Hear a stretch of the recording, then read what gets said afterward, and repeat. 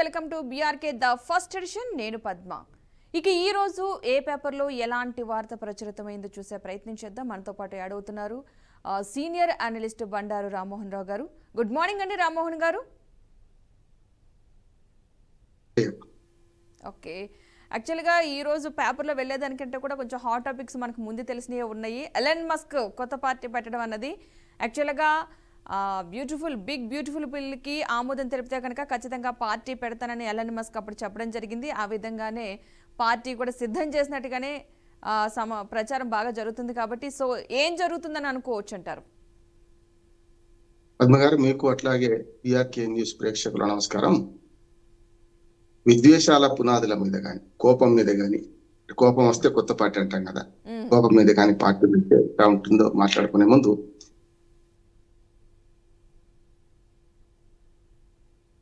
ఉందని చెప్తున్నాను. ప్రపంచంలో 1994 నుంచి కొలంబియా వాళ్ళు మొదలు పెట్టారు. ఇది ప్రపంచంలో క్షమాపణ అంటే ఎదుటి వారికి కోపం వస్తే క్షమిద్దాం, ఇష్టమైనది కాదు. అంటే తన కోపమే తన శత్రువు, తన శాంతమే తనకు రక్ష, దయ చుట్టంబో అని పద్యం అనేది మనకు. కనుక వాళ్ళ క్షమాపణ దినోత్సవం గురించి ఒక 2 మాటలు చెప్పి మీరు అన్న ప్రశ్న ఒకసారి దీనికి దానికి సంబంధం ఉంది అని చెప్తున్నాను. క్షమాపణ దినోత్సవం ఎందుకు చేసుకుంటాము అంటే మన కోపాన్ని అదుపు చేసుకోవడం, ఎదుటివాడి మీద వాడు మనకు తప్పు చేసిన ఉపకారం చేసిన వాళ్ళు ఉంటారు కదా, వాళ్ళని క్షమించే గుణం ఉంటే చాలా మంచిది అని మనం అంటాం. క్షమయా ధరిత్రి అంటాం. నిజంగా ఈ భూమికి ఉన్నంత ఓపిక క్షమ ఇంకెవరికి లేదు కదా. అంత ఓపిక మనకు లేకపోయినా సరే మనం క్షమించడం నేర్చుకోవాలి అని ఇవాళ కాదు, భారతీయ తత్వశాస్త్రాలు చెప్పింది ఎప్పటి నుంచో. అంటే మనకు వేదాల నుంచి మొదలుకొని అంటే పాశ్చాత్తాపంతో మన దగ్గర శరణార్థిగా ఉన్న వాడికి ఎట్లా శరణం ఇవ్వాలి, శరణార్థి వాడికి ఎట్లా ఇవ్వాలి, క్షమించాలి ఎట్లా క్షమించాలి అని భారతీయ తత్వశాస్త్రాలు, వేదాంగాలు, అరణ్యకాలు, దర్శనాలు వీటిల్లో వివరించడం జరిగింది. ఆ తర్వాత వచ్చిన బౌద్ధ మతం కూడా, యూదులు కూడా, క్రిస్టియన్లు కూడా, అలాగే మన ముసల్మానీ మతం కూడా, ఇవన్నీ కూడా వరుసగా తర్వాత వచ్చిన సిక్కు మతం కానీ, జైనులు మనకు వాళ్ళు కూడా ఇంతకుముందే ఉన్నారు. వీళ్ళందరూ కూడా క్షమాపణ అనే దానికి ఒక అర్థం, పరమార్థం ఉందని చెప్పారు. ఆధునిక సైంటిస్టులు కూడా ఏమంటారంటే, ఎందుకంటే నేను ఎలాన్ మస్క్ అంటే నేను క్షమించను, సహించను అని పార్టీ పెడుతున్నాడు కనుక చెప్తున్నాను దీని. అట్లానే మనకు ఏదైనా కోపం వచ్చినప్పుడు కొంచెం నిగ్రహించుకుంటే మాటలు మీరము అని ఒకటి ఉన్నది. అట్లానే మాటలు మీరినప్పుడు కూడా తప్పైంది, నోరు జారింది కదా అని సవరించుకుంటే కూడా మంచిదే.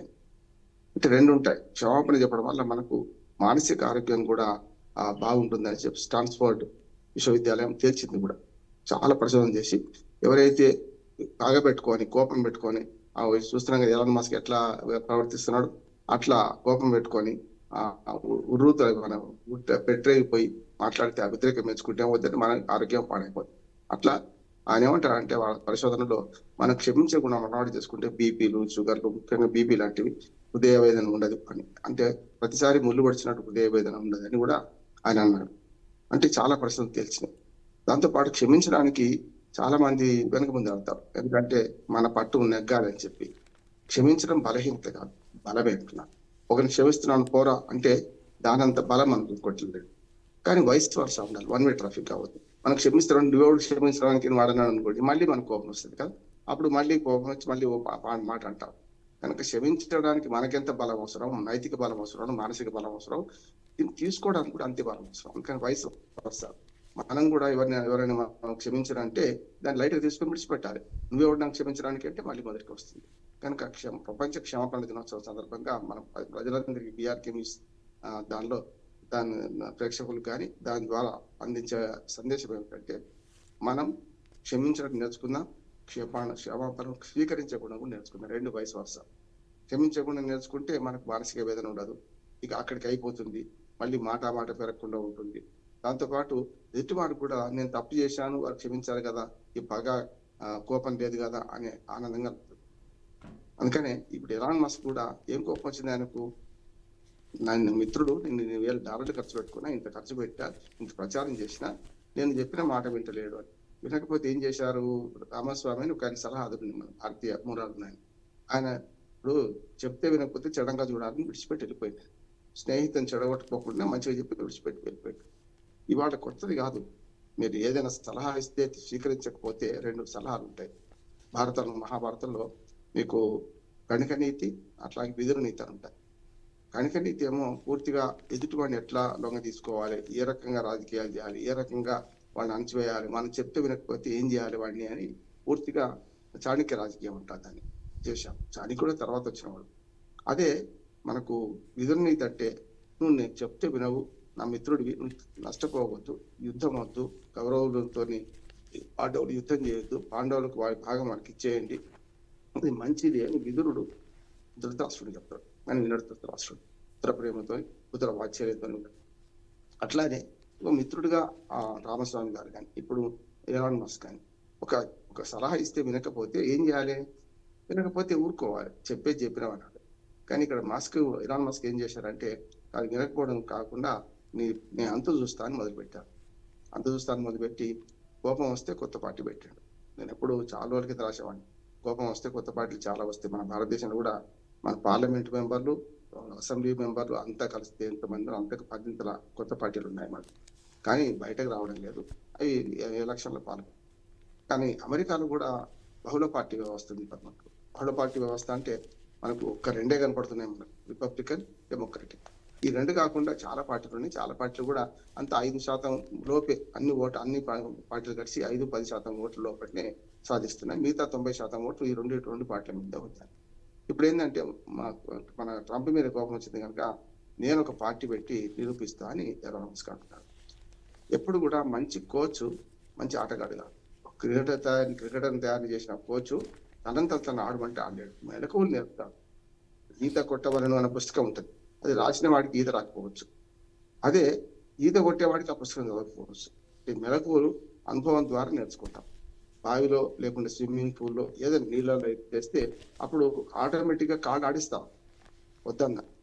కనుక దానికి ఒక స్కిల్స్ ఉండాలంటే డై కొట్టాలంటే ఏం చేయాలి, రకరకాల అంటే మనకి ఈతలో మెడకోలు నేర్చుకోవాలంటే ఏం చేయాలి, దమ్ము రాకుండా చాలా దూరంగా మనం దూరం ఈదానంటే ఏం చేయాలంటే పుస్తకాలను చూసుకుంటాం. అంటే ఎట్లాంటి మెలకువలండి అంటే పుస్తక పఠనం వాళ్ళు వచ్చేదేమో మెలకువలు, మామూలు అనుభవం ద్వారా వచ్చేదేమో అది ఏదైనా సరే, ఏది కూసు విద్య కాదు. అందుకని ఇక్కడ తాను పార్టీ పెడతా అంటే పార్టీ పెట్టడం ఈజీ కావచ్చు, అక్కడ అమెరికాలో అది కూడా కష్టమే.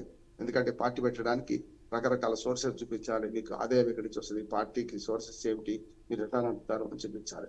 రెండోది ఏంటంటే ఎలాన్ మస్క్ ఉన్న 2 అవరోధాలు ఏంటంటే డబ్బు బాగానే ఉంది, ఒక ప్లస్ పాయింట్ డబ్బు ఉన్నది. ఆయన చెప్తే చాలా మంది వినేవాడు ఉన్నారు, ప్రపంచవ్యాప్తంగా అభిమానులు ఉన్నారు. ట్విట్టర్ ఖాతా తెరిస్తే లక్షల మంది అభిమానులు ఉంటారు, కోట్లాది మంది ఉంటారు గట్టిగా మాట్లాడితే. అంత వేరు. అందుకని ఆయన ఒక వెబ్సైట్ నిర్మించారు, ఏమన్నా పార్టీ పెట్టాలా వద్దా అని. పెట్టమనే వాడు 65% వస్తే 65కి మించి, వద్దనేవాడు 34.35 అంటే 35 వచ్చి తక్కువ వచ్చారు. దీన్ని ఆశ్రయం చేసుకొని అందరూ పెట్టమంటున్నారు కానీ పెడతా అని పెట్టారు. ఇప్పుడు పెట్టే క్రమంలో అమెరికా అని పెట్టారు పేరు. అంటే గతంలో మనకు తెలుగుదేశం అని పేరు పెడితే తెలుగుదేశం అనేది దేశం ఉంటుందా అన్నారు, దేశం పేరు పెడతారా పార్టీ కన్నా. ఇప్పుడు రుజువైంది, తెలుగుదేశం పార్టీ బ్రహ్మాండంగా నడిచింది. 45 ఏళ్ళ చరిత్ర ఉంటుంది, 44 ఏళ్ళ చరిత్ర ఉంటుంది. అట్లానే ఇప్పుడు మనకు అమెరికా అనే పార్టీకి లేదు ఇప్పటిదాకా. అమెరికాలో చాలా పేర్లు ఉన్నాయి, గ్రీన్ పార్టీ ఉంది, ఇతరత్ర చాలా ఉన్నాయి. కనుక ఇది రిపబ్లికన్ పార్టీకి డెమోక్రటిక్స్ మధ్యన తాను ఒక గీత గీసి నేను 3వ వాడిని ఉన్నాను అని నిరూపించుకొని ప్రయత్నం చేస్తున్నాను. ముఖ్యంగా అంతా ఏంటంటే ట్రంప్ మీద కోపం, నేను కూడా పార్టీ పెడతాను. అయితే ఆయనకు అర్హతనేమో బాగా డబ్బులు ఉన్నాయి, చేయొచ్చు. అనర్హతలు 2 ఉన్నాయి. ఒకటేమో ఆయన జన్మత అమెరికన్ కాదు కనుక అక్కడ అమెరికా చట్టాల ప్రకారం అమెరికాలో జన్మత పుట్టిన వాడికే అధ్యక్షుడిగా పోటీ చేసే అవకాశం ఉంటుంది. అది లేదు, ఎట్లాగో తనకు పనికిరాదు. తనకు పనికిరానప్పుడు ఏం చేయాలి, మళ్ళీ ఎవరిని ప్రమోట్ చేయాలి. ఇప్పుడు చేసింది అదే కదా, చేతులు కాల్చుకుంది అదే కదా. అమెరికా అధ్యక్షుడిగా ట్రంప్ను ప్రమోట్ చేసి చాలా పెద్ద ఎత్తున ఖర్చు పెట్టి తన సర్వశక్తులు కొట్టి గెలిపిస్తే ఆయన నా మాట వింటలేడు కదా కోపం అంతా. రేపు ఇంకెవరినైనా ఇదే పని చేసి గెలిపించిన అనుకోండి, వాడు వెనకపోతే ఏం చేస్తారు, మళ్ళీ బయటకు వస్తారు కదా. అందుకని పార్టీ పెట్టడం ఎంత ఈజో పార్టీ పెట్టడం నడపడం అంత కష్టం అంటున్నాను. అందుకని అక్కడ నిబంధనల మేరకు పార్టీ రిజిస్ట్రేషన్ చేయాలి, ఆ తర్వాత దానికి అవసరమైన సోర్సెస్ చూపించాలి, దానికి ఎవరు బాధ్యత వహించాలో చూపించాలి. ఆయనకు ఒక్క ఆశ ఏంటంటే ఈ రిపబ్లికన్ నుంచి డెమోక్రాట్ల నుంచి అక్కడ అసంతృప్తులు ఉంటారు కదా, వాళ్ళలో పెద్ద నాయకులు తమదికి వచ్చే అవకాశం ఉందా అని ఒక మాట అనుకుంటున్నారు. కనుక రావచ్చు కూడా. ఇంకా 3.5 ఏళ్ళ టైం ఉంది, ఎలక్షన్లకు ఇవాళ కాదు, 2028 నవంబర్లో ఎన్నికలు జరుగుతాయి. కనుక అప్పటిదాకా టైం ఉండొచ్చు. కానీ అప్పటిదాకా ఈ పార్టీ నడపాలి, ఖర్చు పెట్టాలి, ప్రచారం చేసుకోవాలి, ఇవన్నీ అవరోధాలు నేను ఒకటేమో జన్మత అమెరికన్ కాదు కనుక ఆయన అమెరికా అధ్యక్షుడు అయ్యే అవకాశం లేదు. రెండోది పార్టీ నడపడం. మూడోది బయట వాడి మీద ఆధారపడడం. ఇప్పుడైనా సొంతంగా తాను నేను గెలుస్తానని లేదు కదా. అందుకనే ఎలాన్ మస్క్ పార్టీ ఏక వ్యక్తి పార్టీగా మిగిలిపోద్ది. ఏమని భవిష్యత్తు మనం ఊహించలేము, కానీ ఒక మాట దగ్గర భవిష్యత్తు ఎట్లా ఉంటే చెప్పగలుగుతాం. ఏక వ్యక్తి పార్టీ అయిపోయే అవకాశం ఉంది. ఇప్పుడు మన దేశంలో చూడండి, ప్రాంతీయ పార్టీలన్నీ ప్రైవేట్ ఆస్తులుగా మారిపోయాయి. జాతీయ పార్టీలో ఓ రకంగా కుటుంబాల చరిత్ర మీద ఆధారపడి, లేకపోతే వ్యక్తి పూజ మీద ఆధారపడుతున్నప్పుడు అక్కడ అమెరికాలో వ్యక్తి పూజ తక్కువ ఓ రకంగా చెప్పాలంటే ఉంటారు. ఇప్పుడు కూడా ట్రంప్ కు ఫాలోవర్స్ లేరా అంటూ ఉంటారు, ఎలాన్ మస్క్ లేరా అంటూ ఉంటారు. కానీ ఈ రెండు పార్టీల వ్యవస్థలో గట్టిగా మూడో పార్టీ మనగలుగుతుందా అంటే మనకు నదుల సంగమం చూడండి, త్రివేణి సంగమం అంటాం. అది అలహాబాద్ దగ్గర కావచ్చు, కాళేశ్వరం దగ్గర కావచ్చు. రెండు నదులు కలిసిన చోట మూడో నది కూడా అంతర్వాహినిగా సరస్వతి నది అంటాం మనం. కానీ కనపడదు కదా. ఇది అంతే. అంటే మూడో పార్టీ వచ్చినప్పుడు చాలా బలంగా రావాల్సి ఉంటది. ఒకవేళ ఏదైనా మూడు పార్టీలు బలంగా ఉంటే ఏదో ఒక పార్టీ బలహీనమై మిగతా రెండు పార్టీలకు లాభం చేసే చర్య ఉంటుంది. ఇప్పుడు ఎలాన్ మస్క్ పార్టీ రేపొద్దున ఈ డెమోక్రాట్స్ రిపబ్లికన్ల మధ్యన ఆగా గట్టి పోటీ ఉంటే ఎన్ని ఓట్లు చీరుస్తారు, ఏ వర్గం చేస్తారు, ఏ పార్టీ సానుభూతి పనులను చేరుస్తారు అనే దాన్ని బట్టి వాళ్ళ గెలుపోటను నిర్వహించగలుగుతారు. నేను ఆ మాట చెప్పగలుగుతాను. ఎలాన్ మస్క్ పార్టీ రేపొద్దున మిగతా అన్ని పార్టీల కంటే, దేశంలో ఉన్న మిగతా పార్టీలు అన్నింటికంటే కొంచెం ప్రభావం ఎక్కువ పెడితే ఈ రెండు పార్టీలలో ఏదో ఒకదాన్ని నష్టం చేయగలుగుతారు. లాభం చేయకుండా పక్కన పెట్టి, అంటే ఒకదాన్ని నష్టం చేస్తే ఇంకో పార్టీ లాభం చేసినట్టే కదా. ఇట్లా ఉంటుంది అనుకుంటున్నాను. ఇప్పుడే బుట్టగాని పరిమళిస్తుందా లేదా మనం చెప్పడానికి కనుక ఇప్పుడైతే పార్టీ ఆరంభిస్తా అని చెప్పిండు. కోపం వచ్చినప్పుడే కొత్త పార్టీ పెట్టిండు కనుక ఈ కోపం సాధారణంగా ఏం చేస్తాడు, రేపు పొద్దున మరి రెండు పార్టీల్లో దేనిలో చేరి గవర్నర్లు చాలా రకరకాల పోస్టులు ఉంటాయి, అవి తీసుకోవచ్చు అనుకుంటున్నాను నేను. అంటే కొన్ని పోస్టులకు జన్మత అమెరికన్ అనే మన నిబంధన లేని పోస్టులు తీసుకోవడానికి ప్రయత్నం చేస్తాడేమో. అన్నిటికంటే నిజంగా ఇప్పుడు ట్రంప్ ఇచ్చిన పోస్ట్ తక్కువది కాదైనా ఈఓసి అంటే గవర్నమెంట్ సలహాలు ఇచ్చే పోస్ట్ చాలా పెద్దది. అమెరికా అధ్యక్షుడికి సలహాలు ఇచ్చే పోస్టును కాదని ధృవీకరించి బయటకు వచ్చే పార్టీ పెట్టుకున్నాడు కనుక ఈ కోపం చల్లారిన తర్వాత పార్టీ మొత్తం నడుపుతారా, పెడతారా, రిజిస్ట్రేషన్ చేస్తారా, ఇవన్నీ ఆలోచిద్దాం. అంటే ఫ్యూచర్ ఏం జరుగుతుందో మనం ఊహించడం, కానీ ఇప్పుడు మాత్రం విశ్లేషణ ఇంతవరకు చేయరు. ఓకే, మనం నెక్స్ట్ అంశానికి వెళ్దాం. Dalai Lama at 90 years. ఇప్పుడు నెక్స్ట్ వారసుడు ఎవరు వచ్చే అవకాశం ఉంది, అసలు ఎవరిని ప్రిఫర్ చేస్తారు అన్నది ఒక టాపిక్ బాగా సర్కిల్ కొడుతుంది. కాబట్టి ఎవరు వచ్చే అవకాశం ఉంది అనుకోవచ్చు, ఈ దలైలామా తర్వాత నెక్స్ట్ వారసుడు ఎవరు అనుకోవచ్చు అంటారు? ఇప్పుడు వారసత్వ సమస్య ఎందుకు వచ్చిందంటే ఇప్పుడు 14వ దలైలామా 1300 సంవత్సరాల నుంచి ఇప్పటి వరకు దాదాపు 700 ఏళ్లుగా 13 మంది మారిపోయారు. 14 ఆయన. ఈ 14 ఆయనని ఆధునిక చరిత్రలో ఒక గీటు రాయిగా ఉంది నిలబడ్డాడు. అంటే అంతకుముందు లేరా అంటే టిబెట్ స్వతంత్ర దేశం. అప్పటిదాకా దలైలామాలందరూ కూడా స్వతంత్ర టిబెట్ దేశంలో వాళ్ళు తమ మత ఆధ్యాత్మిక బోధనలు చేశారు. ఇప్పుడు దలైలామా 1935లో పుట్టిండు. ఈ సరిగ్గా 90 ఏళ్ళు నిన్నటికి పెద్ద ఎత్తున చేసుకున్నారు, ఉత్సవాలు చేసుకున్నారు. దాంతో పాటు పెద్ద ఎత్తున ఆయనకు రకంగా చెప్పాలంటే టిబెట్ లో కూడా మంచి పలుకుబడి ఉంది, మంచి అనునాయులు ఉన్నారు. ఎప్పుడైతే 1949లో చైనా స్వతంత్రం అయిందో జార్జ్ చక్రవర్తుల నుంచి, అక్కడి నుంచి ఎప్పుడైతే తాను స్వతంత్రంగా 1950లోనే ఈ టిబెట్ ను స్వాధీనం చేసుకునే ప్రయత్నం చేసి 51లో స్వాధీనం చేసుకున్నారు. టిబెట్ ప్రాంతం చాలా పెద్దది, చైనాకు మనకు మధ్య చాలా పెద్ద ఓ దేశంగా ఉండేది. కానీ దాన్ని స్వాధీనం చేసుకోవడంతో పాటు అక్కడి బౌద్ధ మత భిక్షుకుల్ని కానీ వాళ్ళని కానీ రకరకాల ఇబ్బంది పెట్టడం, టిబెట్ స్వాతంత్రాన్ని ఆకర్షించి వ్యతిరేకించిన ఈ దలైలామా 1950స్లోనే మన 60స్లోనే మన ఇండియాకు రావడం జరిగింది శరణార్థిగా. ఇప్పుడు బంగ్లాదేశ్ ప్రధాని మనకు హసీనా గారు మన దేశంలో ఉన్నారు కదా, అట్లనే అక్కడ మత గురువు అయిన దలైలామా అక్కడి నుంచి ఇక్కడికి రావడం జరిగింది. దాదాపు 70 ఏళ్లుగా ఇక్కడనే ఉంటున్నారు ఆయన. నా అదృష్టం ఏంటంటే ఆయనను కూడా నేను 2 సార్లు కలిశాను. మాకు గీతారెడ్డి గారికి కాంగ్రెస్ లో ఉండేది, ఆమె మా ఎమ్మెల్యేగా మంత్రిగా ఉన్నప్పుడు ఆమెకు ఆయన ఫ్రెండ్ కనుక ఆమె తీసుకెళ్లి ఢిల్లీలో 2 సార్లు కనిపించింది. ఒక రాజకీయం కాకుండా మామూలుగా ఆధ్యాత్మికవేత్త కనుక కలిసి వచ్చాం. ఆ రకంగా నేను ఆయనతో ఒక పరిచయం కూడా, అంటే నేను ఆయనకు పరిచయం లేదు కానీ నాకు ఆయన ముఖంగా పోయి వారి ఇంట్లో కలిసి మాట్లాడిన సందర్భం జ్ఞాపకం వస్తుంది. ఇక దలైలామా గురించి చెప్పాలంటే 90 ఏళ్ళు నిండింది, ఎప్పుడో చెప్పలేం కదా. కానీ ఆయన మాట అన్నాడు, నేను 120 ఏళ్ళు బతుకుతాను, ఇంకా 30 ఏళ్ళు నాది అంటున్నాడు. ప్రపంచంలో పుట్టడం మన చేతిలో లేదు, చావడం అంతకంటే మన చేతిలో లేదు. కానీ బతికున్నప్పుడు కొంచెం ఆశపడతాం. చాలా మంది రేపు చచ్చిపోతాను అనుకుని బతకరు, ఇంకా 10 ఏళ్ళైనా 50 ఏళ్ళైనా నేనే ఉంటాను బతుకుతాను. ఆశ మనిషిని బతికిస్తుంది. ప్రాణాన్ని నిలిపేది ఆశ, గాయాన్ని మానిపేది మరుపు అని ఆత్రేయ గారు ఎన్నడో రాశారు. కనుక ఇవాళ తాను ఇంకో 30 ఏళ్ళు బతుకుతాను ఆశ ఉన్నా ఇవాళ ఎందుకు వచ్చింది ఈ వారసత్వం అంటే చైనా వాళ్ళు కొన్ని ప్రయత్నాలు చేస్తున్నారు ఈ దళాయిలామాకు వ్యతిరేకంగా. ఈ దళాయిలామా దేశద్రోహి, మా టిబెట్ మన దేశంలో కలుపుకున్న వ్యతిరేకించిండు అని చెప్పి ఆయన రాజకీయంగా వ్యతిరేకిస్తున్నారు. ఇప్పటికే చైనాలో ఒక దళాయిలామాకు వ్యతిరేకంగా అంటే దళాయిలామాకు సమానంగా ఇంకో పోస్ట్ సృష్టించి వాళ్ళు దాన్ని నడుపుకుంటున్నారు టిబెట్ లో ఇప్పటికీ ఆధ్యాత్మిక భావనలు ఇప్పటికీ ఉన్నాయి. సాంస్కృతిక విప్లవం తర్వాత మావో సెటింగ్ ప్రారంభించిన సాంస్కృతిక విప్లవం తర్వాత వాళ్ళు మొత్తం సంస్కృతిని నాశనం చేయాలని చైనాలో ఎన్ని ప్రయత్నాలు చేసినా ఇప్పటికీ చైనాలో పోవడం లేదు, టిబెట్ లాంటి చోట్ల పోవడం లేదు. అట్లా చూసుకుంటే మనకు ఎప్పుడైతే టిబెట్ ని స్వాధీనం చేసుకున్నప్పటి నుంచి రాజకీయాలు మారేవి కనుక టిబెట్ లో మళ్ళీ దళైలామా ప్లేస్ లో ఇంకొకరిని కూర్చొని పెట్టాలని చెప్పి చైనా ప్రయత్నం చేస్తుంది. తన అనునాయాన్ని పెడదామని వాళ్ళు ప్రయత్నం చేస్తున్నారు. అంటే దేశానికి వ్యతిరేకించిన వాడు కాకుండా. కానీ ఖరాఖండిగా ఇప్పుడు మన దళైలామా 14వ దళైలామా మాట ఉన్నాడంటే నేను చైనాలో పుట్టిన వాడిని అంగీకరించను దళైలామాగా నా వారసుడిగా అని స్పష్టంగా చెప్తున్నాను.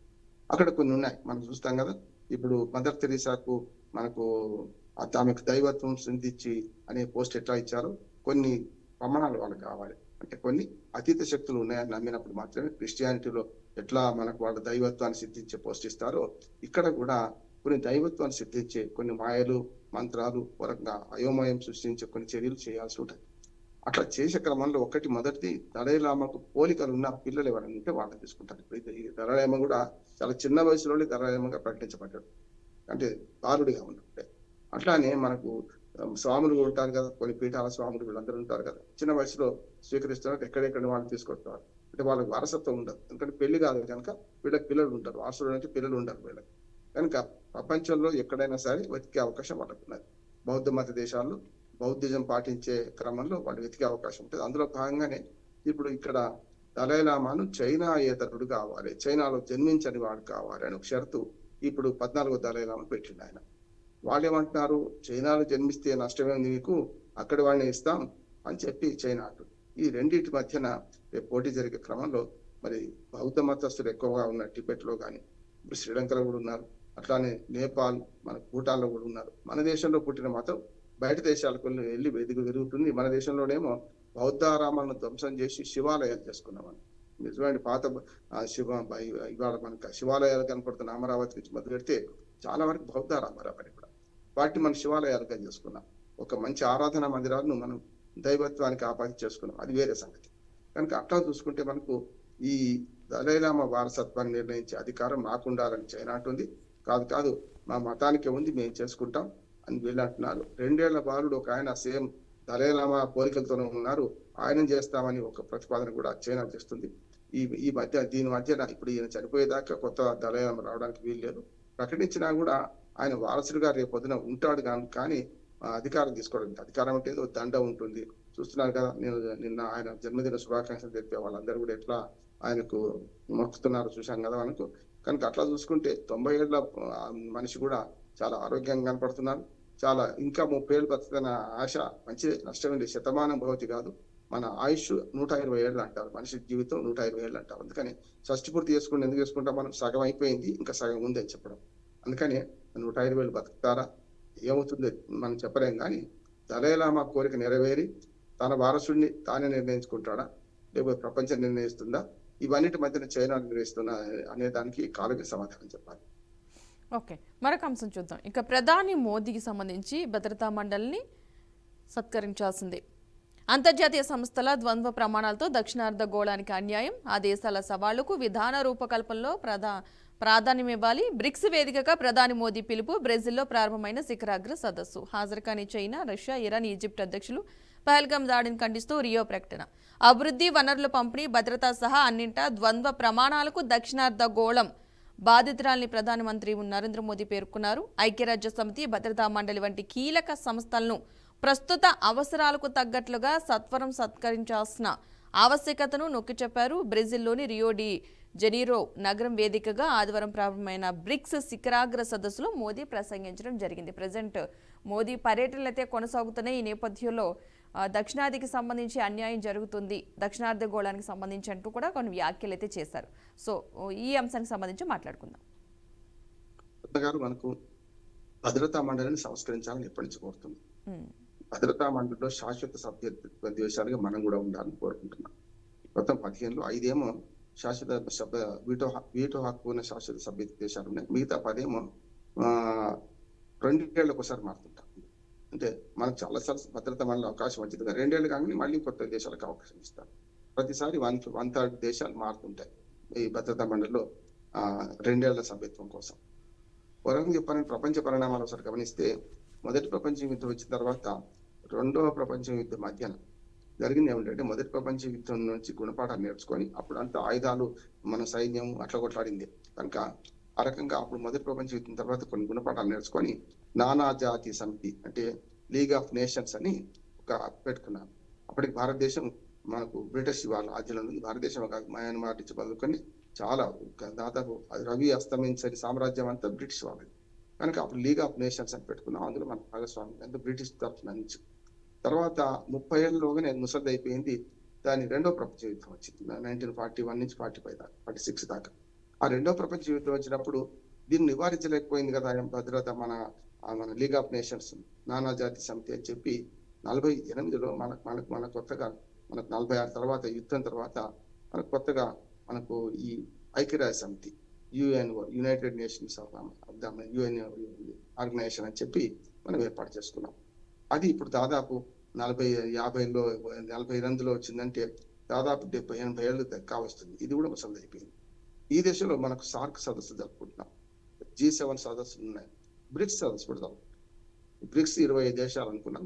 దేశాల సంఖ్య పెరుగుతూనే ఉంది. ఒక్క రకం చెప్పాలంటే కొన్ని దేశాలు మనం చేయలే కనుక మనం మొట్టమొదటి మాత్రం G20 దేశాలు వేరే ఉన్నాయి. బ్రిక్స్ లో మనం ముఖ్యంగా బ్రెజిల్ తో సహా మన అన్ని దేశాలు ఉన్నాయి. ఈ 7 దేశాలు పోయి ఇంకా కొన్ని దేశాలు చేర్చుకుంటున్నాం. కొన్ని దేశాలు కొత్తగా సభ్యత్వం ఇచ్చాం. కొన్ని దేశాలు రాకపోవడం మనకు దురదృష్టకరం. చైనా కానీ రష్యా కానీ రాకపోవడం దురదృష్టకరమే. ఎందుకంటే బ్రిక్స్ లో కూడా చీలికలు వచ్చినాయా, బ్రిక్స్ లో పగుళ్ళు వచ్చినాయా అని మాట అంటున్నాం. కానీ ప్రపంచం అంతా యుద్ధ వాతావరణం నెలకొన్న సందర్భంలో ఒక రకంగా చెప్పాలంటే ఈ సదస్సు తక్కువ మంది వచ్చినా ఎక్కువ మంది వచ్చినా ఎవరు వచ్చినా మనం లీడ్ చేసే క్రమం వచ్చింది.